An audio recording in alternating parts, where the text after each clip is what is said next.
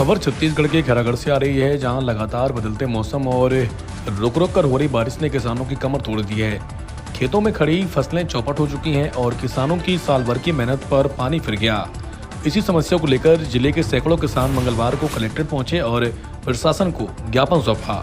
धरने पर बैठे किसान की नारेबाजी, हजारों की संख्या में किसान कलेक्ट्रेट परिसर के सामने धरने पर बैठे और अपनी मांगों को लेकर जमकर नारेबाजी की। किसानों का कहना है कि तेज हवा, लगातार बारिश और खेतों में हुए पानी भराव से धान की फसलें सड़ चुकी हैं। वहीं अब खेतों में नमी और जलभराव के चलते आगामी रबी सीजन की फसलें गेहूं, चना और अन्य फसलों की बुआई भी समय पर नहीं हो पा रही। संवाददाता अखिलेश वर्मा की रिपोर्ट।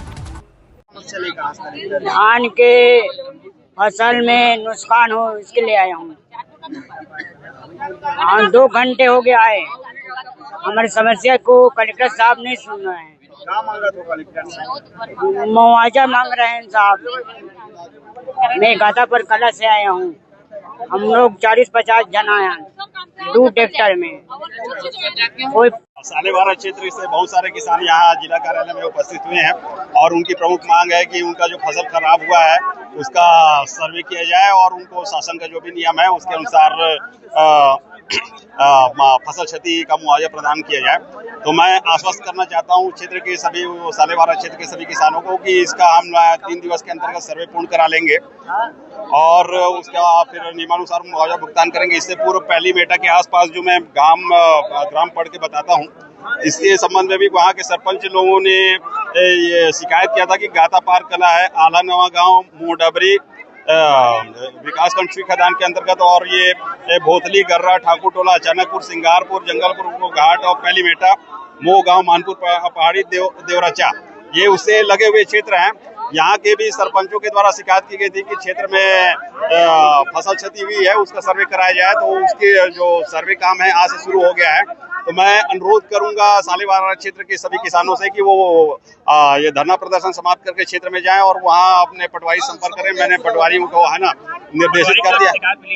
हाँ, एक पटवारी की शिकायत मिली है और पूर्व में भी शिकायत से प्राप्त हुई थी और हम उस क्षेत्र में पटवारियों की भी कमी है, तो उसके हम वैकल्पिक व्यवस्था ये करेंगे कि अन्य पटवारी को वहाँ पदस्थ करके काम शुरू करवाएंगे।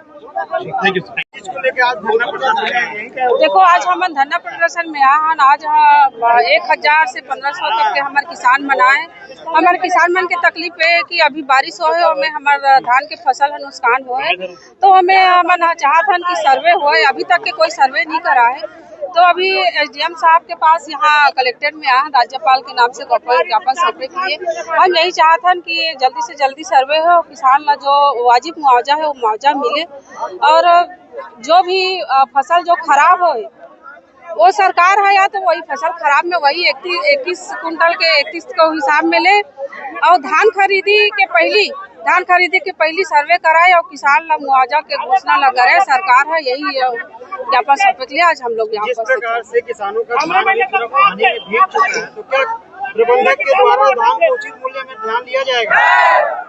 लेना ही पड़ी। सरकार है जब घोषणा पत्र में दावा करे 31 कुंटल 3100 रुपया में लेबो करके, तो चाहे वो धान खराब हो या कुछ भी हो, वो अन्नदाता है, हमारे किसान मन के धान है, मेहनत के जो मेहनत से उगा रही से ओला वो सरकार ला ले पड़ी।